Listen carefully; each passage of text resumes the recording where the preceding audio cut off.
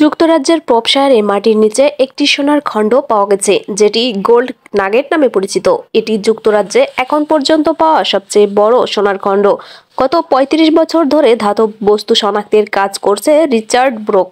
তিনি এই সোনার খণ্ডটি খুঁজে পেয়েছেন। ঘটনাটি গত মে মাসের। ৬৭ বছর বয়সী ব্রোক তার সমারসেটের বাড়ি থেকে ৩.৫ ঘন্টা দূরত্বে প্রপশায়ার হিলস এলাকায় যান। সেখানে একটি কৃষি জমিতে গুপ্তধন খোঁজার জন্য খোঁড়াখুড়ির কাজ চলছিল। তবে ওই কৃষি জমিতে ব্রোকের পৌঁছাতে দেরি হয়ে যায়। ধাতব বস্তু শনাক্তের জন্য তার কাছে থাকা কিটটিও নষ্ট ছিল।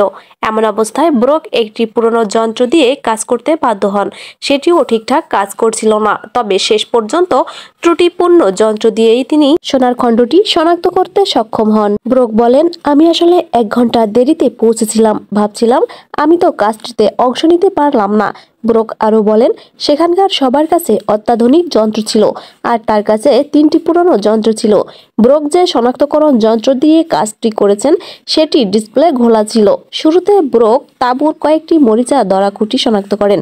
মাত্র ২০ মিনিটের মাথায় মাটির নিচ থেকে ৬৪.৮ গ্রাম ওজনের একটি সোনার খণ্ড বের হয়ে আসে। এটি মাটির নিচে প্রায় ১৩ থেকে ১৫ সেন্টিমিটার গভীরে ছিল। উদ্ধার হওয়া সোনা খণ্ডটির নাম দেওয়া হয়েছে হিরোস নাগেট।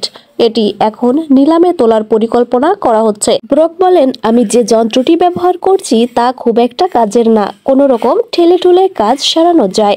তবে ব্রোক মনে করেন, এ ঘটনায় প্রমাণ হয়ে গেছে যে কী যন্ত্র ব্যবহার করা হচ্ছে তা বড় বিষয় নয়।